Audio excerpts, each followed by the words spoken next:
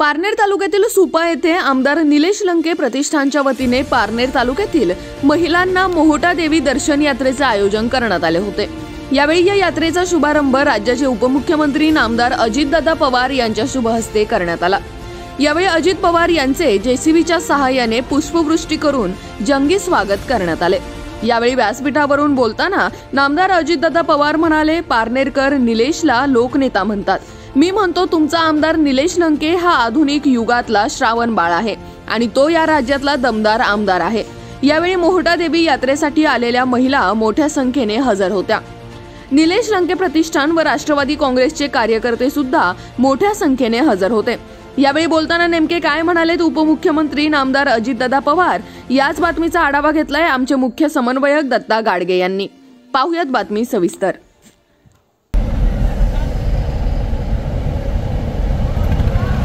गाड़ी वो फकर गाड़ी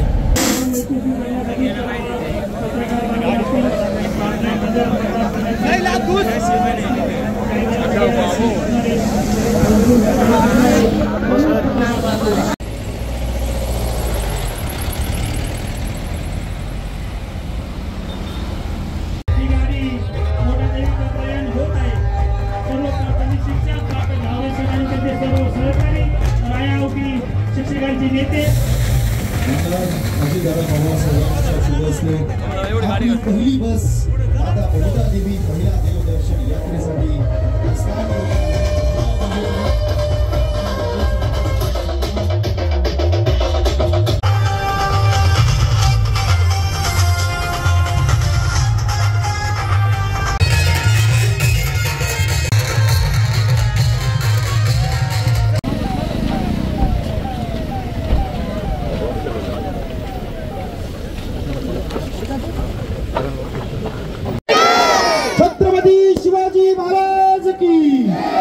धर्मराजे कर्मराजे सह्याद्रीचे मर्मराजे गड किल्ल्यांचा अतूट सा बंद राजे सन्माननीय नामदार श्री अजितदादा पवार साहेब उपमुख्यमंत्री महाराष्ट्र।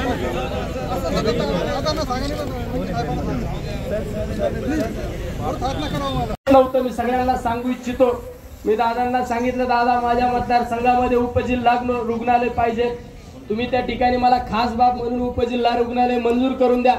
दादांनी लगेच फोन केला आणि सांगितलं की पारनेर मतदारसंघ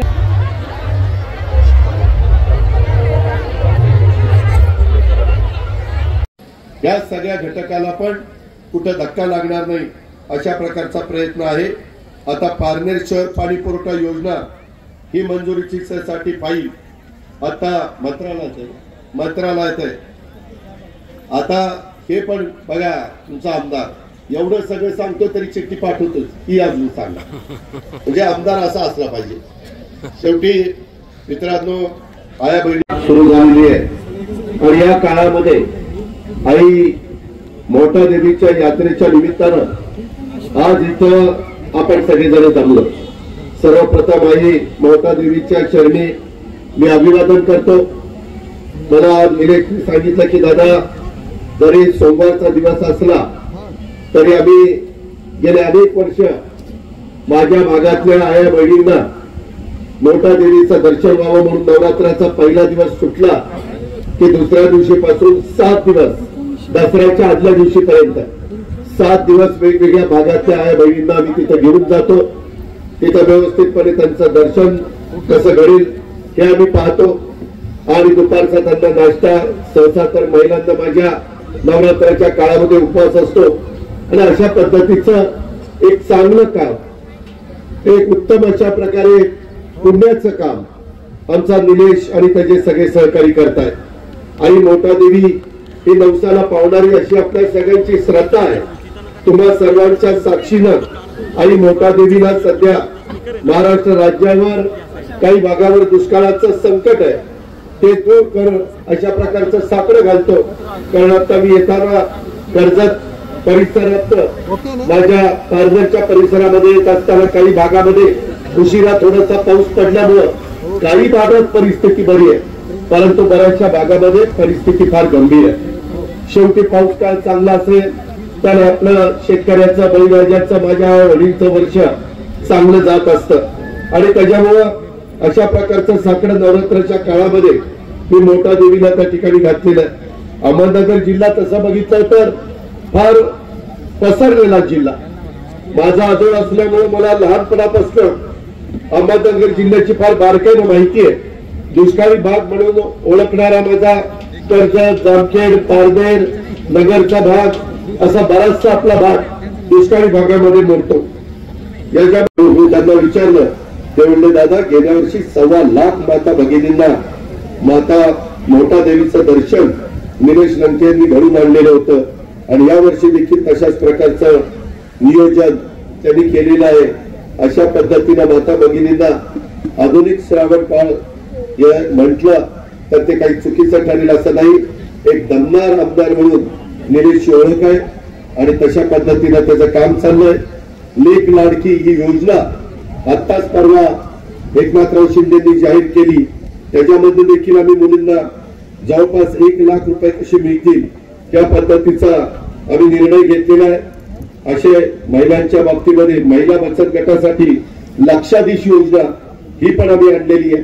यंदाच्या दिवाळी तुम्हाला आनंदाची जावो त्याकरता आनंदाचा शिदा ही एक चांगली योजना आम्ही गौरी गणपतीच्या वेळेस पण आनंदाचा शिदा दिला आणि आता दिवाळी करता देखील 100 रुपयामध्ये आनंदाचा शिदा.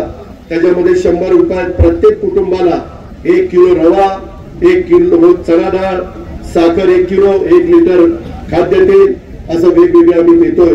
1 रुपयामध्ये पीक विमा हा मी शेतकऱ्यांचा उतरवला आणि राज्यातल्या शेतकऱ्यांना 12,000 रुपये देण्याचं काम नरेंद्र मोदी आणि आम्ही सगळ्यांनी मिळून त्या ठिकाणी केलेले. आता जवळपास 1.5 लाख लोकांची मुला मुलींची भरती ही आपण राज्य सरकारमध्ये करतोय. त्याचंही काम चाललेलं आहे. आता सध्या महाराष्ट्रात पत्रकार मित्रांना आणि माझ्या पारनेरच्या कार्यकर्त्यांना सांगतो, जे जे आपल्या भागाच्या भल्याचं असेल त्याला काही वेगळी अडचणच असेल तर माझा आणि निलेशचा नाईलाज आहे. परंतु कुठली अडचण नसेल तर आम्ही दोघंही त्याच्यामध्ये अजिबात कुठं थांबणार नाही. पारनेर आणि सुपा येथे बीओटी तत्वावर आपल्याला बसस्थानक पाहिजे म्हणून त्यानं सांगितलंय. क्रीडा संकुल पारनेरला 40 कोटी रुपयाचं आणि नेटकी आणि निमक येथे 1 कोटी रुपये क्रीडा संकुलाला त्याने मागितलेले आहेत. गवळपुरी इथे प्राथमिक आरोग्य केंद्र त्याची मागणी आहे आणि जलसंधारण विभागाकडनं काही कोल्हापूर बंधारे शासनाकडे प्रस्तावित आहेत त्याही प्रश्न आणि पारनेर नगरपंचायतीनं सेनापती बापट साहेबांचे स्मारक हे त्यांची मागणी आहे. त्याही संदर्भामध्ये मी आणि माझ्या सहकाऱ्यांनी लक्ष घातलेलं आहे.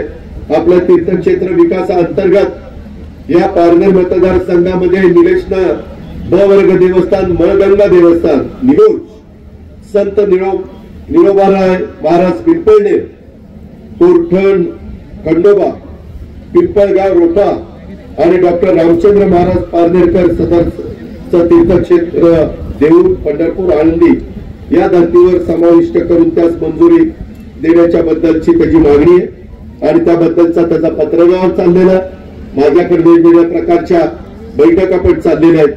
हायब्रिड एनओटी अंतर्गत हायवे एकूण 104 किलोमीटर अंतराचे प्रस्तावित आहे आणि आपल्या सुप्याच्या एमआयडीसी तिथे ट्रॉमा सेंटर अशी वेगवेगळी बरीच कामं आहेत.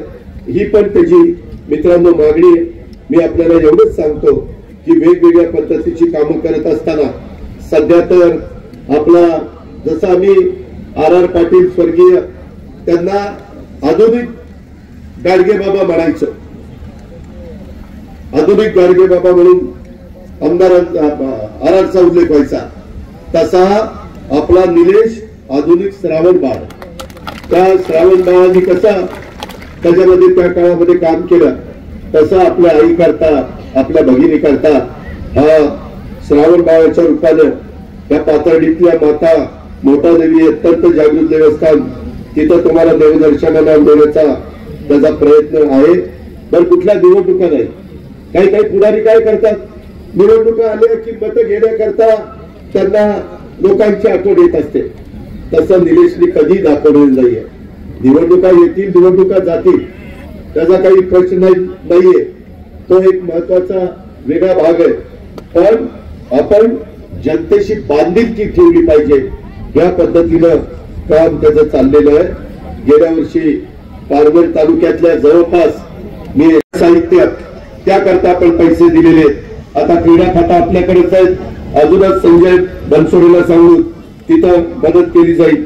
आणि त्यानं मला सांगितलं की दादा एवढी कामं झालेली असली तरी मी अजून समाधानी नाहीये. अजूनही माझ्या भागातलं कुकडी उपसा सिंचन योजनेच्यासाठी पाणी उपसा परवानगी मिळण्याबाबतचं काम त्या मंत्रालयात पोहोचतोय. उद्या पण मी मंत्रालयात आहे. त्याच्या संदर्भात कुठं तिथं थांबलेला असेल ती फाईल बोलून घेऊन त्यालाही कशी मान्यता देता येईल. आणि बरेच दिवस दिनेश आणि पारनेरकरांची जी मागणी आहे ती पण मागणी त्या निमित्तानं पूर्णत्वाला नेण्याच्या करता तुमच्या सगळ्यांचा सहकारी या नात्याने मी तुम्हाला मदत करीन हा शब्द मी तुम्हाला सगळ्यांना देतो. आल्यानंतर आपण ज्या उत्साहाने माझं स्वागत केलं त्याच्याबद्दल कृतज्ञता व्यक्त करतो, आपले आभार मानतो, आपल्याला धन्यवाद देतो आणि आपली रजा घेतो. जय हिंद. अनेक कामं पर्यटनाला निधी असेल किंवा आणखीन वेगवेगळ्या प्रकारे कांदूर पठारचं 16 गावाचं पाणी पुरवठा 40 कोटीची योजना, जामगाव 5 गावं त्याची जवळपास 38 कोटीची पाणी पुरवठा योजना, वाळवणे व 5 गावं 26 कोटीची योजना, गोरेगाव व 3 गावं 23 कोटीची योजना, ज्याचा उल्लेख त्यांनी आता भाषणामध्ये केला. उपजिल्हा रुग्णालय मंजूर करणं ते आपलं पारनेरचं ग्रामीण रुग्णालय आता 100 खाटांना आम्ही मान्यता दिलेली आहे आणि त्याच्यात उपजिल्हा रुग्णालय आपण मंजूर केलंय. जलसंधारणाचे बंधारे त्याच्याकरता 38 कोटी रुपयाचा निधी दिलाय. पाझर तलावाच्या दुरुस्ती करता 17 कोटी, 25-15 मध्ये आतापर्यंत 20 कोटी दिले. अजून मी त्याला त्या ठिकाणी निधी देणार आहे. अर्थसंकल्पामध्ये आपल्या पारनेर इथे कोर्ट इमारत बांधण्याच्या घरामध्ये राजकारण आहे त्याची संधी तुम्हाला मिळाली. मात्र मी या सभेच्या निमित्तानं माझ्या महाराष्ट्रामध्ये सर्वांना सांगू इच्छितो, निलेश लंके सारख्या सर्वसामान्य घरातल्या कार्यकर्त्याला पाठबळ देणं हे मी माझं कर्तव्य मानतो आणि त्याच्या पाठीशी खंबीरपणे उभा राहतो. हेच माझं अशा या घराणेशाहीच्या जे काही आरोप आहे त्या आरोपाला उत्तर आहे. निलेश अनेक उपक्रम राबवत असतो. माझ्या मुलींना सायकलीचं वाटप असेल, युवकांच्यासाठी रोजगार मिळावे. माझ्या पारनेरच्या परिसरामध्ये एमआयडीसी आहे. सतत माझ्याकडे येतो की दादा अजून माझ्या भागामध्ये एमआयडीसी वाढली पाहिजे, अजून नवीन नवीन कारखाने आले पाहिजे. माझ्या भागातल्या मुलांना मुलींना हाताला काम मिळालं पाहिजे अशा प्रकारचा त्याचा प्रयत्न असतो. लोकांच्यासाठी अहोरात्र झटणारा कार्यकर्ता, झटणारा आमदार म्हणून त्याची ओळख आहे. मी आता बघत होतो पोस्टरवर अनेक प्रकारची त्याला उपमा, लोकनेता अशा वेगवेगळ्या प्रकारच्या उपमा देण्याचं काम कार्यकर्ते करतात. परंतु निलेशची लोकांच्या बद्दल असणारी बांधिलकी, आपुलकी, जिव्हाळा, त्याचबरोबर त्याला स्वतःला देखील आध्यात्मिक आणि धार्मिक अधिष्ठान आहे. इथं येणारा बहुसंख्य भाविक हा बहुजन समाजातून येतो आणि मी गेल्याच आठवड्यामध्ये राष्ट्रवादी काँग्रेस पक्षात सत्तेत असण्याचं सूत्र व कशा करता मी हा निर्णय घेतला तर वसा विकासाचा आणि विचार बहुजनांचा हे मी सातत्याने महाराष्ट्राच्या कानाकोपऱ्यामध्ये मांडण्याचं काम करतोय. इथे येणाऱ्या सर्वसामान्य कुटुंबातील भाविकांना लागणाऱ्या सर्व सोयी सुखसोयी उपलब्ध करून देण्याच्या करता आम्ही तत्पर असू हे माझं तुम्हाला सगळ्यांना वचन आहे. सर्व सामान्य भाविक हा मोठ्या कष्टाने आणि श्रद्धेने देवाकडे साकडं घालायला जातो. त्याच धार्मिक पर्यटन सुद्धा याच निमित्तानं होतं. म्हणूनच अशा ठिकाणी वेगवेगळ्या प्रकारच्या सुविधा पुरवणं हे आमच्या सगळ्या लोकप्रतिनिधींचं काम आहे आणि याच्याकरता आपला लाडका आमदार निलेशच्या रूपाने सतत झटत असतो याचा मला अभिमान आहे. आपल्या सर्वांचे आशीर्वाद असेच निलेशच्या आणि त्याच्या मार्फत आमच्या सर्वांच्या पाठीशी आपण सगळ्यांनी उभे करावे ही मी आपल्याला सगळ्यांना आग्रहाची विनंती करतो.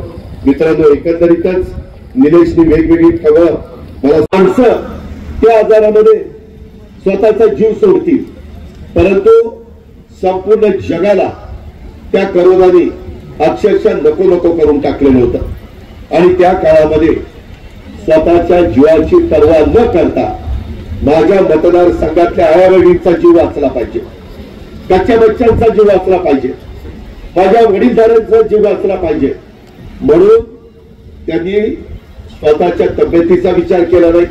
मी अनेकदा त्याला म्हणायचो, अरे तुझी आधीच अंगकाठी बारीक आहे, उद्याच्याला तुला करोना झाल्यावर तुला कुणीच बघायचं.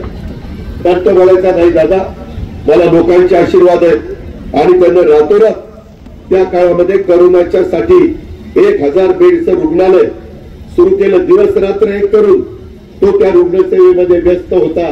माझ्या पुण्यामधलं देखील लोक मला, मी तिथं असताना चेक द्यायचे आणि म्हणायचे, दादा तुमचा आमदार कोण निलेश लंके पारनेरला खूप चांगलं काम करतोय, त्याच्याकरता आमचा पूर्ण फुलाची पाकळी भरून चेक. अशा पद्धतीनं वेगवेगळ्या भागातनं त्याला काही मदत मिळाली. आणि या सर्वांसाठी लागणारी ऊर्जा त्याला कुणामुळे मिळाली, तर आई मोठा देवीच्या आणि आपल्या भाविकांच्या आशीर्वादामुळे हे सगळं आमच्या निलेशला मिळत गेलं. सर्वसामान्य ग्रामीण शेतकरी कुटुंबातनं एका माझ्या शिक्षकाच्या पोटी जन्माला आलेला हा निलेश निवडणुकीच्या राजकारणात निवडून येतो आणि आमदार बनतो.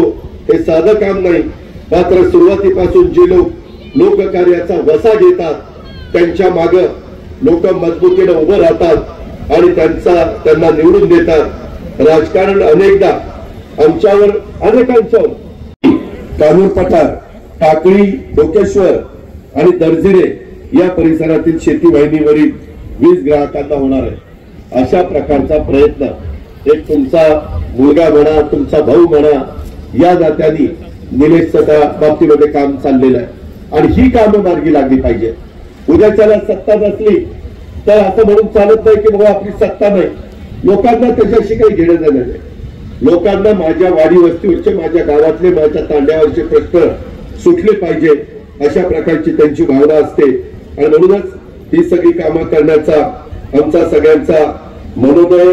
माझी आपल्याला सगळ्यांना विनंती आहे की जागरूक लोकप्रतिनिधी कसा असावा. आम्ही 288 आमदार संपूर्ण महाराष्ट्रातनं निवडून गेलेलो, परंतु जागतिक एकंदरीतच 288 मध्ये जागरूक जर लोकप्रतिनिधी कसा असावा असं जर विचारलं गेलं तर आपल्या निलेश लंके हे एक उत्तम अशा प्रकारचं उदाहरण आहे. तो आमदार नसताना देखील तो लोककार्य करत होता. ते पाहूनच त्याला लोकांनी पाठबळ दिलं, आम्ही लोकांनी त्याला जवळ केलं. आम्हालाही वाटलं की असा एक सहकारी माझ्या महाराष्ट्रामध्ये, माझ्या नगर जिल्ह्यामध्ये, माझ्या पारनेरच्या परिसरामध्ये असलं पाहिजे. आज आमदार झाल्यापासून त्यानं लोक कार्य करण्याचा धडाका लावलेला, तो पाहून त्याची आमदार म्हणून आपण सर्वांनी केलेली निवड किती सार्थ आहे हे देखील आपल्या सगळ्यांच्या लक्षामध्ये आलेले. करोनाचा काळ उभ्या जगाने अनुभवला, कधी कुणाला वाटलं नव्हतं